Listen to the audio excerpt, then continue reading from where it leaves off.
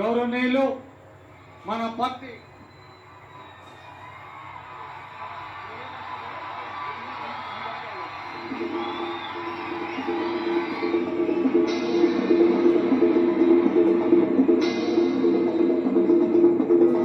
అన్న వచ్చే ఆశ వచ్చే సేన వచ్చే శక్తునిచ్చే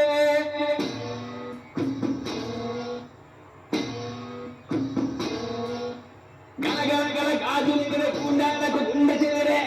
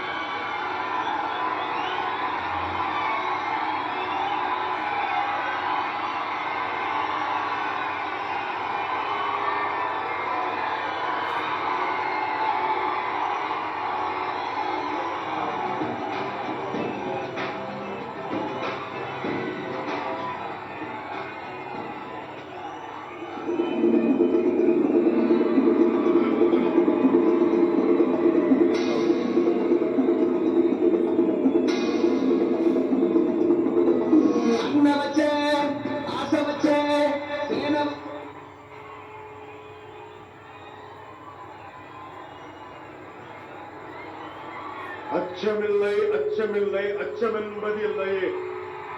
இச்சகத்து உள்ளுரெல்லாம் எதிர்த்து நின்று போதினும் அச்சமில்லை அச்சமில்லை అచ్చమెన్బదిల్లయే. భయం లేదు భయం లేదు భయం అన్నది లేనే లేదు. ఒక దుర్నీతి దుర్జన లోకమంతయు ఎదురొచ్చినా భయం లేదు భయం లేదు భయం అన్నది లేనే లేదు. భయం లేదు కాబట్టే అసలే చీకటి గాఢాంధకారమైన వెళ్లే దారంతా గోతులు గుంతలు లోయలు అగాధాలు ఉన్న ఇల్లేమో దూరమైన చేతిలో దీపం లేకపోయినా గుండె ధైర్యమే కవచంగా ధరించిన వాణ్ణి కనుకే అన్ని ఒక్కడే అయి అన్ని ఒక్కడే అయి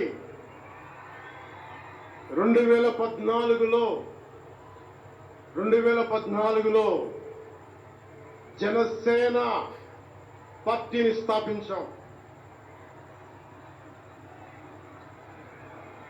భావ తీవ్రత ఉంది గనుకే 2018లో పోరాట యాత్ర చేశాం. ఓటమి భయం లేదు కాబట్టే 2019లో పోటీ చేశాం. ఓడినా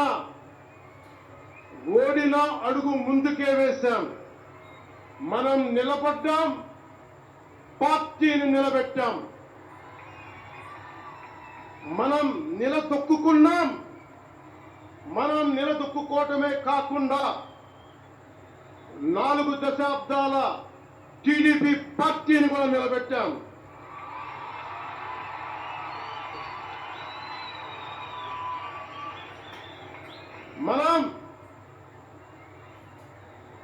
మనం ఓడినప్పుడు 2019లో మిస్సాలు మెలేశారు, చప్పలు చరిచారు, తొడలు కొట్టారు, మన ఆడపడుచుల్ని అవమానించారు,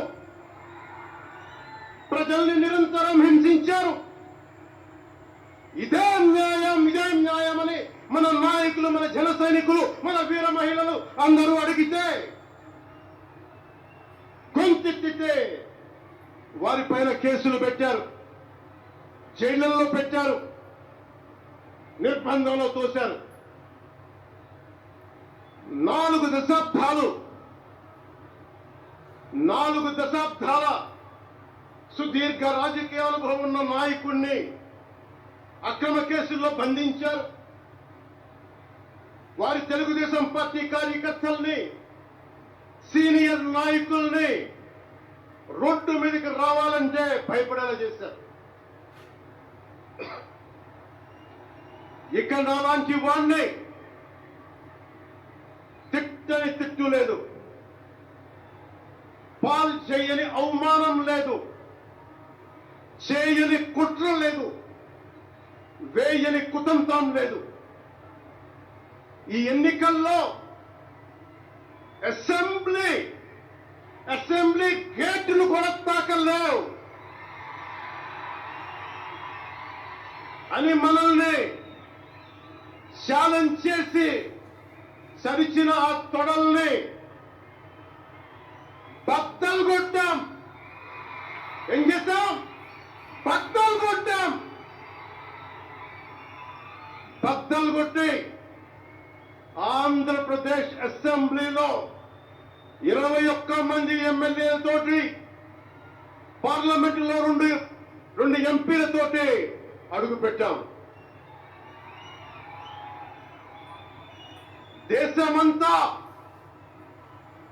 దేశమంతా తల తిప్పి తిరిగి చూసేలా 100% స్ట్రైక్ రేట్ తో ఘన విజయం సాధించాం. ఎన్డీఏ కూటమి ప్రభుత్వాన్ని నిలబెట్టాం. ఈ రోజు జయకేతనం ఎగరేస్తున్నాం. జై జనసేన, జై జనసేన, జై జై జనసేన, జై.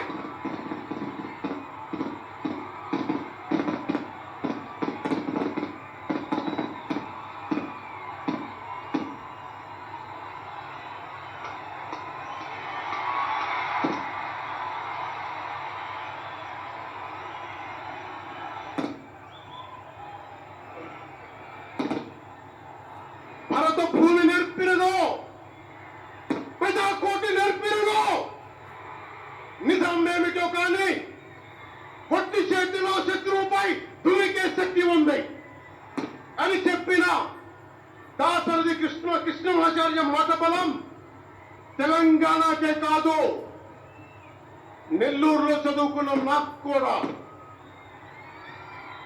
అందుకేనేమో అలా మన జనసేన జన్మస్థలం తెలంగాణ అయ్యింది, కర్మస్థలం ఆంధ్ర అయ్యింది. రుద్ర వీణ వాయిస్తా, అగ్ని ధారలు కురిపిస్తా, తిరుగుబాటు జెండా పట్టిస్తా, దుష్ట పాలన నుండి విముక్తి కలిగిస్తా అన్న కృష్ణమాచార్య మాటలు మాకే కాదు, మబ్బుల్లో పరిగెత్తే పిడుగులు, వేట కోసం బయటకొచ్చిన కుదమ సింహాలు వారికి కూడా ఊతమిచ్చినాయి. ఊతమివ్వబట్టే 24 ఎన్నికల్లో దాష్టీక ప్రభుత్వాన్ని దించి కూటమి ప్రభుత్వాన్ని, ఎన్డీఏ కూటమి ప్రభుత్వాన్ని గెలిపించారు. అందుకని మీ అందరికీ గుండెల్లోతుల్లో నుంచి ధన్యవాదాలు.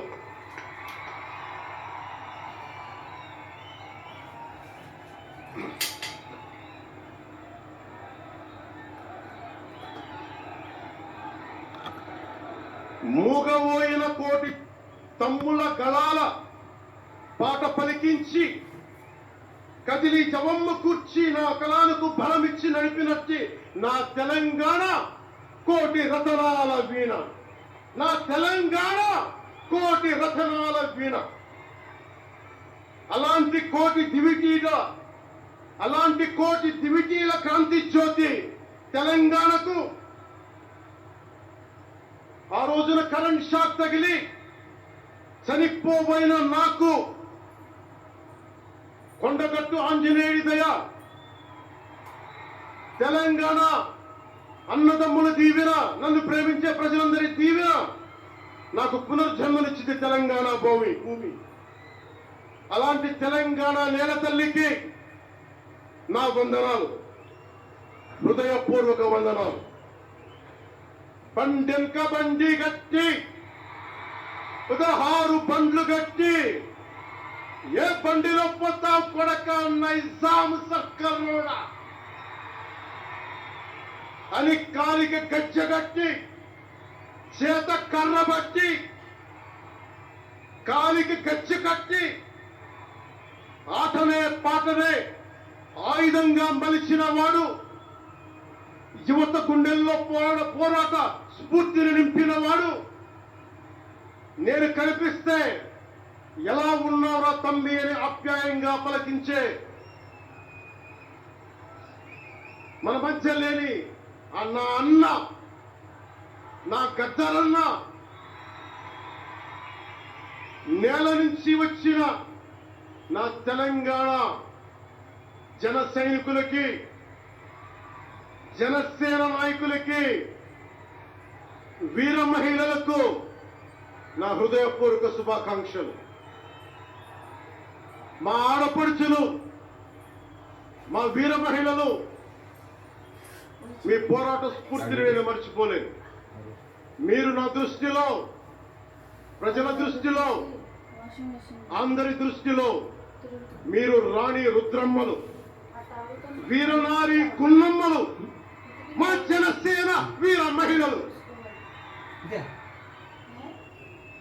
మా జనసేన ఆడపడుచులు, అందరి క్షేమం కాంక్షించే సూర్యదేవుని లేలేత కిరణాలు. తేడా వస్తే కాల్చి ఖతం చేసే లేజర్ భీములు మా జనసేన వీర మహిళలు. అలాంటి మీకు, మా ఆడపడుచులకి, మా వీర మహిళలకి నేను మీకు రుణపడి ఉంటాను. ఈ రోజున కొణితాల గారు చెప్పినట్టుగా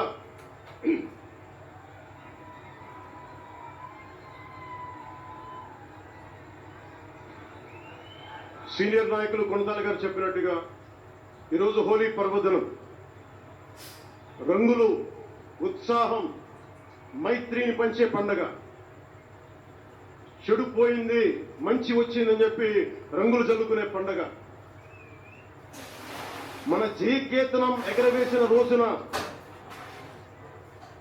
హోలీ కూడా రావటం యాదృచ్ఛికం కాదు. बिल्लारपूर सारख्या जिल्ह्यातील जनसैनिकांना माझा मनपूर्वक नमस्कार. అలాగే కర్ణాటక నుంచి వచ్చిన అభిమానులకి, ಕರ್ನಾಟಕದಿಂದ ಈ ಹಬ್ಬಕ್ಕೆ ಆಗಮಿಸಿದ ನನ್ನ ಜನ ಸೈನಿಕರಿಗೆ, ನನ್ನನ್ನು ಪ್ರೀತಿಸುವ ಕರ್ನಾಟಕದ ಜನ ಸೈನಿಕರಿಗೆ ಹೃತ್ಪೂರ್ವಕ నమస్కారాలు. చాలా భాషలు అయిపోయినాయి కదా. మీకు అర్థమైంది కదా, రెండు భాషలు ఒక్క భాషలా కాదు. భారతదేశానికి కావాల్సింది తమిళనాడుతో సహా we need multiple languages, not just two. We need multiple languages to keep, not just for the integrity of the country, but also to understand each other, to share love with each other. అందుకనే బహుభాష భారతదేశానికి మంచిది. చెప్తామా? భారత్ మాతాకి జై. బలో భారత్ మాతాకి.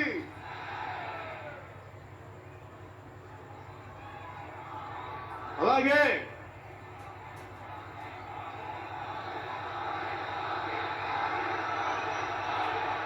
చేద్దాం. చాలు, వస్తుంది. ఇందాక స్టేజ్ పైకి వచ్చేటప్పుడు కిందకి వెళ్ళా. మళ్ళీ సభ ముందు చాలు, సినిమాలు ఆపండి. చాలు ఓజీ చాలు. అంటే ఎందుకు నేను సినిమా ఎందుకు వద్దని చెప్తానంటే, సినిమాలు తక్కువ చేయడం నా ఉద్దేశం కాదు. మీరు ఓజీ సినిమాకి వెళ్ళి జనసేన జిందాబాద్ అని ఎలా అనకూడదు. ఇక్కడికి వచ్చి సినిమా ఎందుకు అనకూడదంటే, ప్రాణాలు తెగించినారు ఇక్కడ వాళ్ళందరూ, ఇక్కడ జన సైనికులు. ఎందుకు సినిమా మాట్లాడకూడదు అంటే, 450 మంది పైచీలకు జన సైనికులు సినిమాలను కాదు సిద్ధాంతాలు నమ్మి చనిపోయారు. వారి గౌరవం కోసం.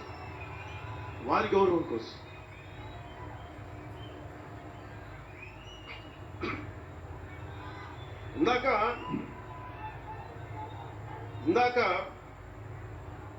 ఆగకూడదు. వినండి, మీరు వింటలేదని అర్థం. నా పేరు అరుస్తున్నారంటే మీరు నా మాట వింటలేదని.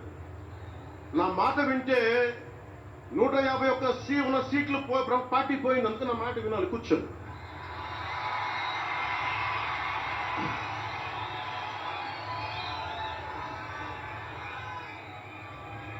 ముందుగా నేను 11 సంవత్సరాల క్రితం పార్టీ పెట్టినప్పుడు, ఈరోజు మీకు డేటాలు చెప్పను, ఎన్డీఏ ప్రభుత్వం గురించి వీటిని చెప్పను. నేను మీతోటి 11 సంవత్సరాలు పార్టీని ఎలా నడిపాం, ఏ బేసిస్తో నడిపాం, నా కష్టాలేంటి, నేను పడ్డ ఇబ్బందులు ఏంటి కొన్ని పంచుకుంటాను. అన్ని పంచుకుంటే సంవత్సరం కావాలి. నేను ఓటమిలు ఎలా ఉంటాను, గెలుపులు ఎలా ఉంటాను, మీరు నా గుండెల్లో పెట్టుకున్న వాళ్ళు, మీరందరూ నా గుండెలో పెట్టుకున్నందుకు. మీకు మించిన కుటుంబం నాకు లేదు. అలాంటి నేను 2014లో ఒక్కడనే కూర్చొని జ్వలిస్తూ మదించిపోతూ మన ఆలోచనతో మధిస్తూ ఎలా చెప్పాలి, పెద్ద రాజకీయాల మీద నా చాలా మంది కసరత్తులు చేసిన వాడిని కాదు. 2009లో అప్పుడే రాజకీయ ప్రస్థానం తప్ప. 2003లో నేను మా నాన్నకి చెప్పాను ఫస్ట్. ఈరోజు మా నాన్నగారు లేరు, స్వర్గస్థులు. మా నాన్నకి మా అమ్మకి 2003లో చెప్పాను, అమ్మ నేను ఒక రోజు పాలిటిక్స్కి వెళ్తాను. మా అమ్మయ్య మా నాన్నకి నచ్చలు అన్నమాట. శుభ్రమైన కెరీర్ పెట్టుకొని పిచ్చేటోని కానీ నేను చెప్పలేకపోయినా ఆ రోజున. నేను సినిమాల్ని దృష్టిలో పెట్టుకొని ఎదగలేదు, సమాజాన్ని దేశాన్ని దృష్టిలో పెట్టుకుని ఎదిగాను. సినిమా నాకు ఉపకరణం అయింది కానీ సినిమా నా జీవితం కాదు. చెప్పలేకపోయినా ఆ రోజు. నన్ను చాలా మంది మీరు అందరికీ నాకు గద్దరన్న ఎలా పరిచయం అనుకున్నారు? మీరు రాజకీయాల ద్వారా కాదు. గద్దరన్న ఖుషీ సినిమా చూసి మా అన్నయ్య గారిని పట్టుకొని మా అన్నయ్య గారి దగ్గరికి వచ్చి, మా పెద్దన్నయ్య గారి దగ్గరికి వచ్చి, మీ తమ్ముడిని కలవాల్సిందే నేను. మా అన్నయ్య ఫోన్ చేశారు, అది నేను గద్దర్ గారు కలుస్తానంటున్నాను. నాకు గద్దర్ గారు అంటే ఇష్టం చిన్నప్పటి నుంచి, మా నాగబాబు గారి దయ వల్ల.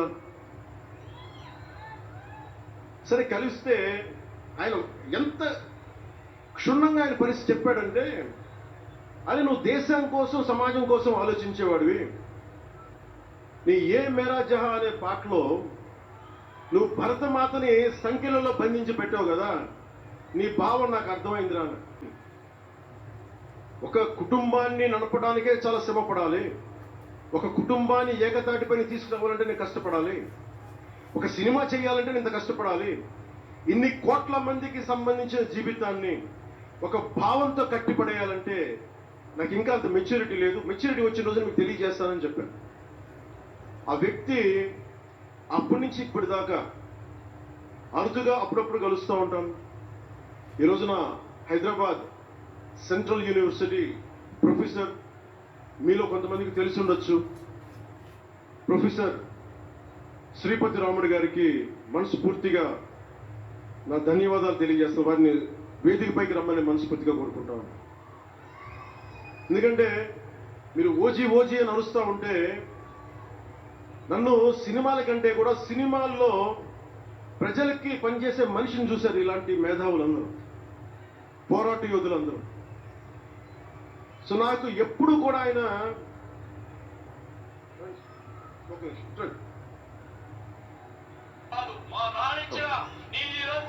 ప్రొఫెసర్ గారు మన జనసేన పార్టీ గారు, ఆయన ప్రొఫెసరే. బహుజన సిద్ధాంతాల కోసం, అంబేద్కర్ ఆశయాల కోసం, అణగారిన వర్గాల కోసం నిలబడ్డ వ్యక్తి. ఆయన చాలా మంది విద్యార్థుల్ని పిహెచ్డీలకి సిద్ధం చేసే వ్యక్తి. మన దగ్గర ఉన్న బేతపూడి విజయ్ కుమార్ గారు కూడా ఆయన శిష్యుడే.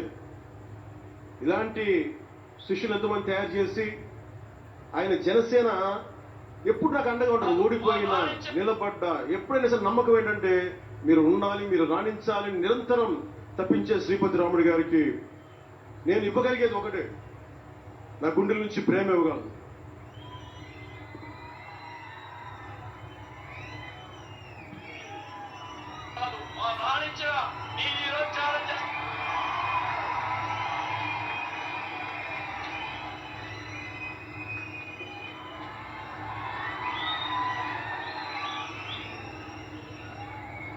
అంటే కృతజ్ఞత అనేది ఎంత అవసరం, గుర్తింపు ఎంత అవసరం అంటే మనం ఏదో అయినప్పుడు కాదు, ఏవి అవ్వనప్పుడు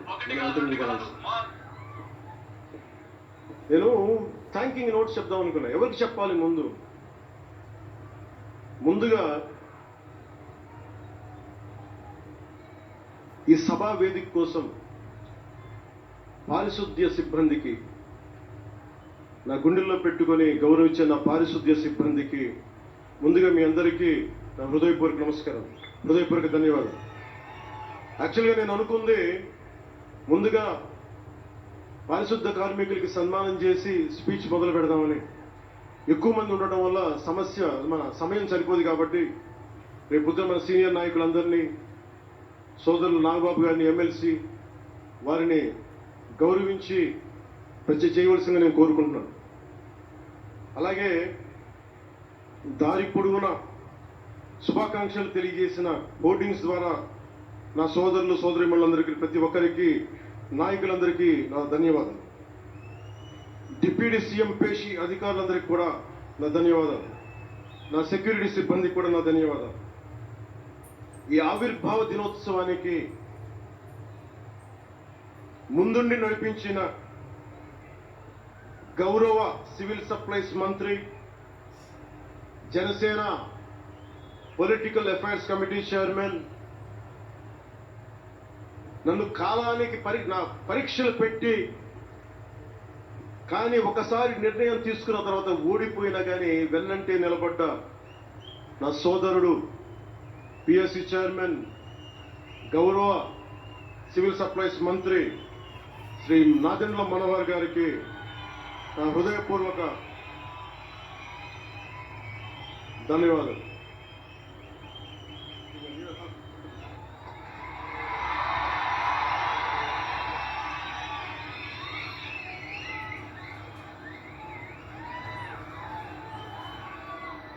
అలాగే 2009 నుండి 10 నుండి ఆయన పాలిటిక్స్లో లేకపోయినా నేనంటే ఇష్టం తోటి ఎప్పుడు నా వెన్నంటే ఉండే హరిప్రసాద్ గారికి ఏం ఆశించాలా, జీతాలు తీసుకోవాలా, జీతభత్యాలు లేవు, ఉన్నంతలోనే నన్ను అన్నిటికీ పాపాల భైరుడే. పవన్ కళ్యాణ్ ఆ నిర్ణయం తీసుకోలేదంటే ఈయనే ఉంటాడు కారణం అంట. పవన్ కళ్యాణ్ తేలిక మాట్లాడేస్తాడు అందరి మాట. పవన్ కళ్యాణ్ కొంచెం ఆలోచన ఉంటుంది కదా, ఎవరికి ఇవ్వాలి, ఎందుకు ఇవ్వకూడదు. కానీ ప్రతిదానికి నేను తీసుకున్న నిర్ణయాలకి ఆయన భరించాడు. అలాంటి అన్నిటినీ భరించి నా వెన్నంటే ఉన్న హరిప్రసాద్ గారికి మనస్ఫూర్తిగా నా ధన్యవాదాలు.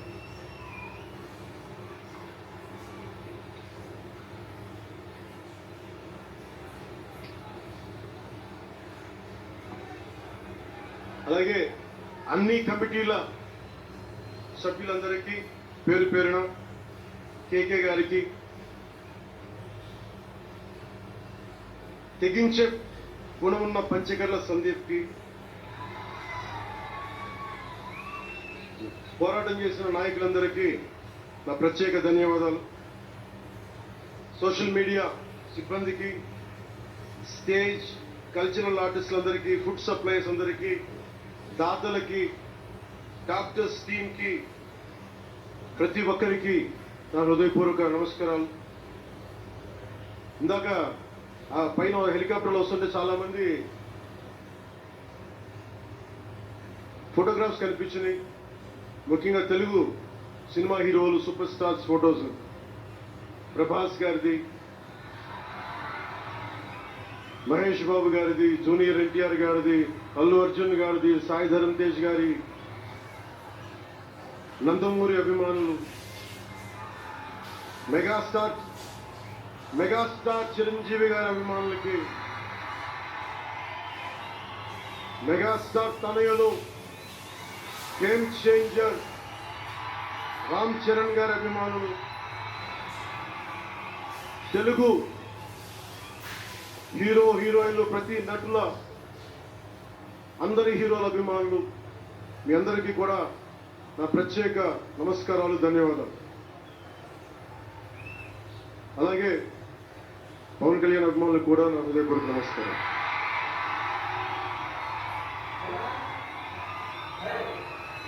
మద్దతు ఇచ్చిన జనసేనతో పాటు ఎన్డీఏ కూటమి పక్షాలైన తెలుగుదేశం, బీజేపీ నాయకులకు, కార్యకర్తలకు నా ప్రత్యేక ధన్యవాదాలు.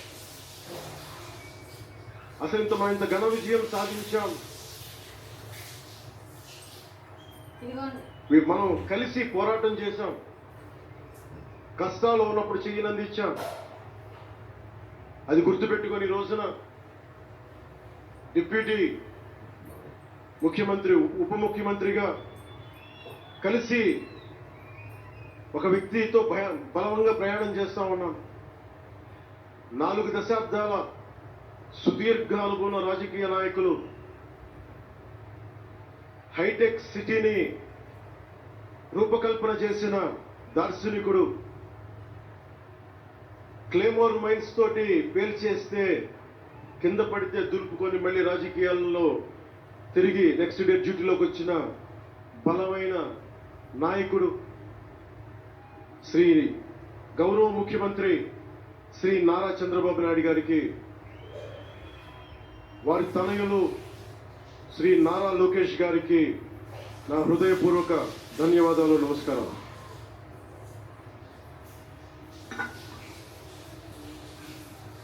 ఒకసారి నా నోటి నుంచి 11 సంవత్సరాలు నలిగాం కదా, మన ఎంపీలు మన పేర్లు నా నోటి గుండా చెప్పాలి మీ అందరికీ అని చెప్పడానికి.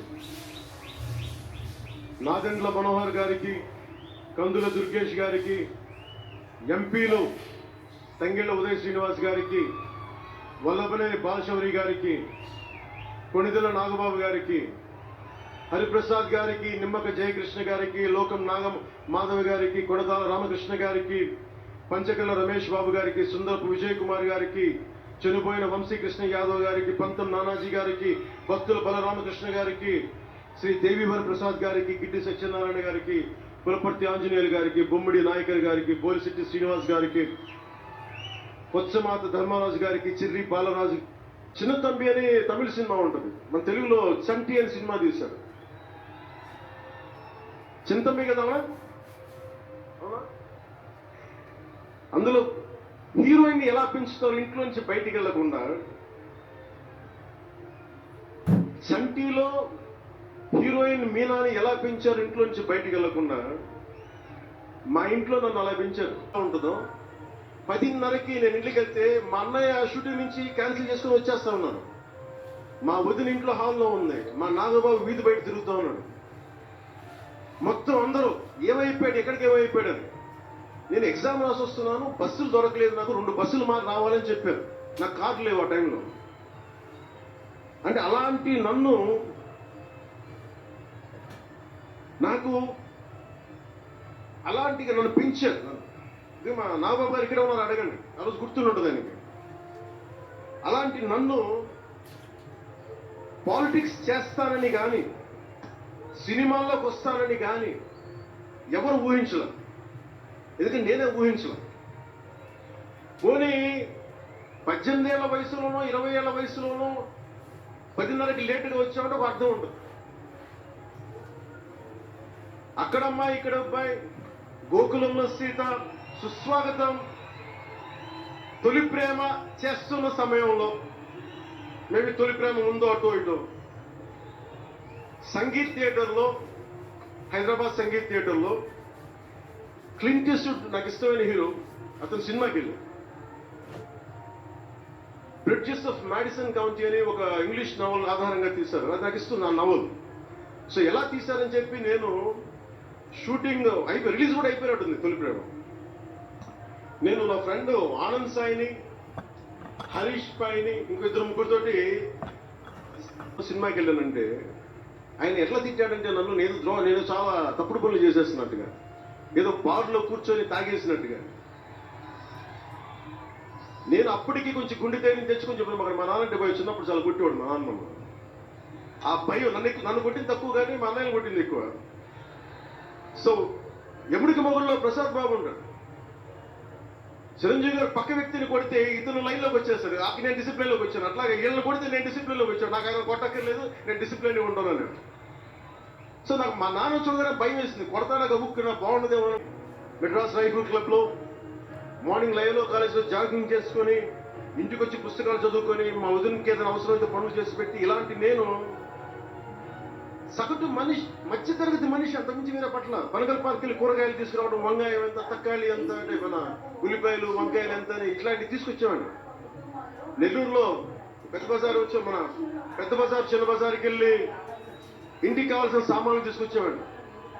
నాకు అంతకుమించి జీవితాన్ని కోరుకోలేదు నేను. అలాంటిది నేను యాక్టర్ అయ్యాను, ఈ రోజున పొలిటికల్ లీడర్ అయ్యాను, దేశమంతా గుర్తించే అయ్యానంటే ఇది ఏది కూడా నేను కోరుకుంది కాదు, నాకు ఇవ్వబడింది.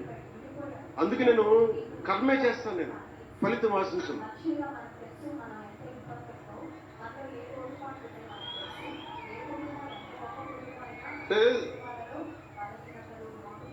అంటే ఎలా ఉంటదంటే, ఇవన్నీ ఎందుకు చెప్తున్నానంటే, సగటు మనిషి చాలా భయాల మధ్య, చాలా బాధ్యతల మధ్య జీవితాన్ని కొనసాగించాలి. ఒక మాట అంటే ఎక్కువ, ఒక మాట అంటే తక్కువ, చాలా సన్నని గీతల మధ్య బతకాలి. ఒకలాగా చెప్పాలంటే అరిటాకు లాంటి జీవితం. అరిటాకు ఉంది కదా అని జీవితం పట్టించిన విస్తరం అవ్వదు. చిన్నపాటి ముళ్ళు తగిలినా మొత్తానికి చిరుగుకోదు. అలాంటి కోట్లాది సగటు మనుషుల ప్రభావితం చేసే సినిమా కానీ, కోట్లాది మందిని ప్రభావితం చేసే రాజకీయాలు కానీ నాకు చాలా బాధ్యతనిచ్చాయి. సినిమాలో ఎంత చెప్తే మంచిది, ఎంత చెప్తే మంచిది కాదు అని ఆలోచించి చేసేవాడిని. ఒక దేశభక్తి పాట పెడితే మంచిదా, ఒక క్లబ్ డాన్స్ పెడితే మంచిదా, ఈ రెండు దేశభక్తికి వెళ్ళాను. అందుకే ఏం మేరా జేహానే పెట్టిన తప్ప ఓ మై డార్లింగ్ అని పెట్టాల. అంటే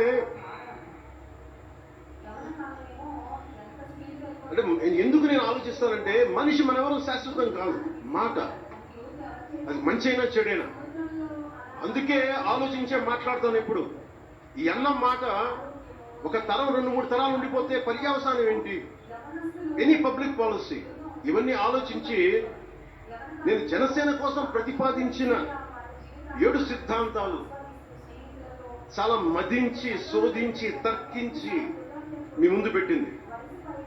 సంవత్సరం కాదు, 2 సంవత్సరాలు కాదు, నేను టీనేజర్గా ఉన్నప్పటి నుంచి నాకు నెల్లూరు డైకస్ రోడ్లో డాక్టర్ కరీముల్లా గారు నాకు ఆస్మాకు వచ్చినప్పుడల్లా నాకు డెర్ఫ్లిన్ ఇంజెక్షన్ ఇచ్చేవాడు. ఆయన కోసం వెయిట్ చేస్తా ఉంటే ఒక బోర్డు నన్ను ఆకర్షించేది. Prevention is better than cure. దాన్ని ఎప్పుడు గుర్తుండిపోయింది నాకు. అంటే వ్యాధి నివారణ కంటే, వ్యాధి చికిత్స కంటే కూడా వ్యాధి నివారణ మేలని అందరూ చాలా మంది అనుకుంటారు కదా. ఎందుకు నాకు చెగువెరా ఇష్టం అంటే, అది కమ్యూనిజమో మావోయిజం వల్ల కాదు. ఒకడు డాక్టర్ అయ్యింది,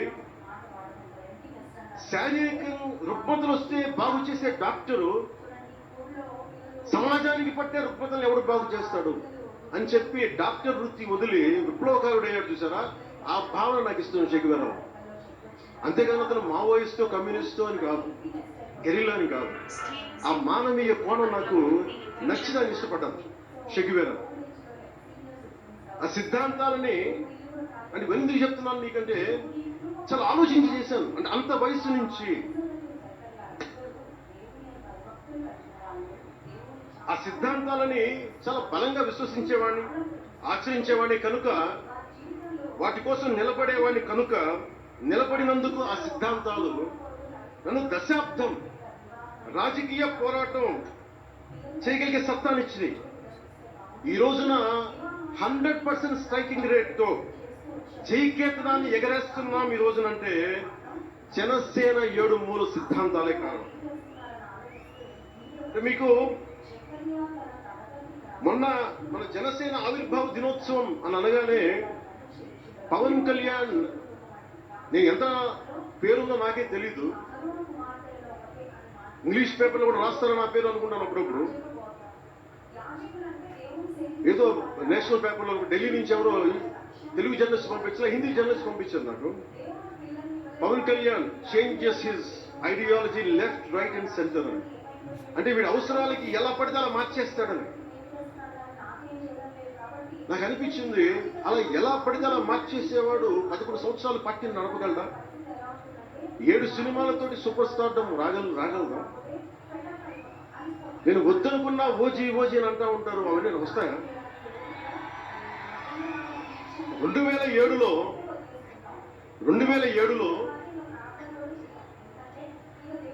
నేను కామన్ మ్యాన్ ప్రొటెక్షన్ ఫోర్స్ పెట్టినప్పుడు చాలా మంది నాకు ఇష్టమైన నాయకులు, ప్రభావితం చేసిన నాయకులు, ఒకరితో ఒకరికి సంబంధం లేదు. ఒకరు నారాయణ గురువు అయితే ఇంకొకరు షెగువేరా, ఒకరు జయప్రకాష్ నారాయణ అయితే ఇంకొకరు లోకమాన్య బాలగంగాధర తిలక్, ఒకళ్ళు మదర్ తెరీసా అయితే ఇంకో వైపున భగత్ సింగ్. ఆ రోజు అందరూ అన్నారు, నీకేంటి ఇంత పిచ్చి ఏంటి, నీకు కన్ఫ్యూజ్డ్ ఐడియాలజీ నీది అంటే నేను ఈరోజు చెప్పలేకపోయాను అందరికీ. పవన్ కళ్యాణ్ ఐడియాలజీ ఏంటంటే ఇంత భిన్నమైన వ్యక్తుల్లో ఏకత్వం చూడగలగటం పవన్ కళ్యాణ్ ఐడియాలజీ. ఆ ఏకత్వాన్ని చూడగలిగాం కాబట్టి ఆ 7 సిద్ధాంతాలు వచ్చినాయి. నాకు ఒక్కొక్కరిలో నాకు నచ్చిన అంశాన్ని తీసుకొని నాకు వ్యక్తిగతంగా బలం ఇవ్వడం చూశాను. అది నా మీద ఎంత ప్రభావితం చూపించింది, అది ఎంత సక్సెస్ ఇచ్చింది కూడా నాకు తెలుసు. అంటే నేను అందరిలాగా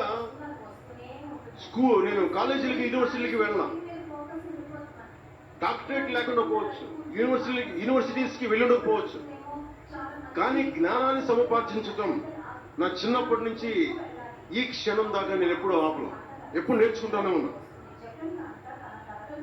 అంటే చిన్నప్పుడు ఇలస్ట్రేటెడ్ వీక్లీలు, ఫ్రంట్ లైన్ మ్యాగజైన్లు, న్యూస్ పేపర్లు, అంటే ఇవన్నీ ఇంత అవగాహన, ఇంత సామాజిక పరిజ్ఞానం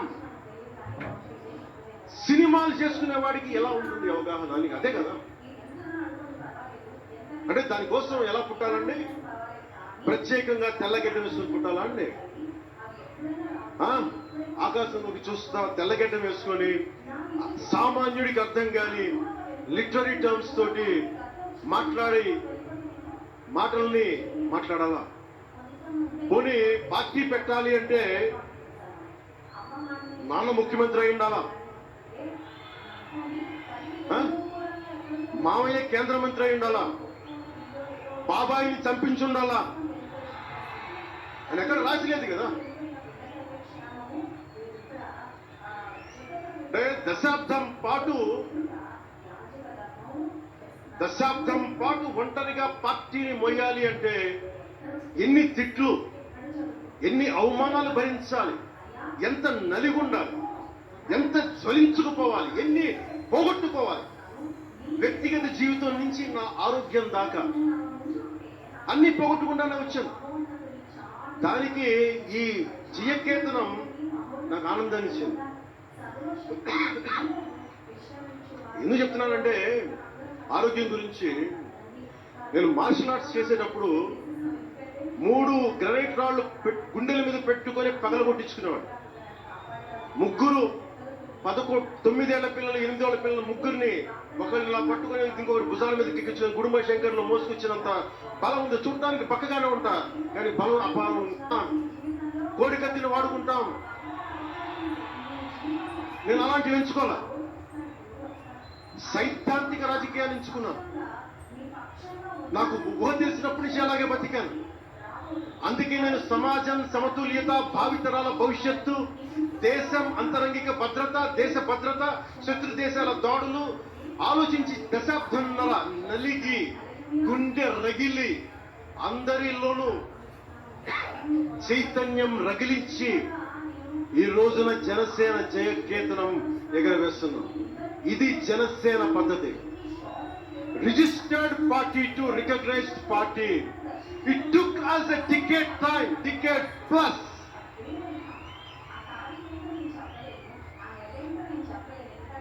అంటే నువ్వు ఎలా మార్చేసుకుంటావంటావు, నువ్వు అలా పడితే ఎలా మార్చేసుకుంటావు అని మాట్లాడతారు. అరే మనం ప్రార్థించే నదే గంగమ్మ అవ్వచ్చు, కృష్ణమ్మ అవ్వచ్చు, దేవత అవుతుంది, పడవలికి రస్తా అవుతుంది, పంట కాలువలకి పొలాల్లోకి దిగే పంట కాలువ అవుతుంది. మార్పు అనేక రకాలుగా ఉన్నది. ఇక్కడ నువ్వు గంగని నదిగా చేశావు, ఇక్కడ నువ్వు స్నానం చేయకూడదంటే కుదరదు. చాలా విభిన్నంగా చూడాలి. నేను మార్పు కోసం వచ్చిన వాడిని, ఓట్ల కోసం వచ్చిన వాడిని కాదు. అంటే ఇన్ని మాట్లాడే ఈ ఇంగ్లీష్ పేపర్ వాళ్ళకి I want to give you an example. Who said Pawan Kalyan changes from left, right and center? Let me tell you this. One example from one of your journalist brotherhood, from your journalist brethren,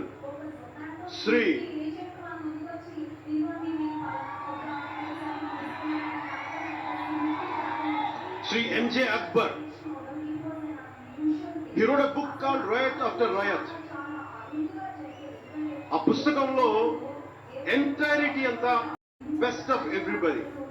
I have tested it on myself personally and applied to the party. That's why we got 100% striking rate.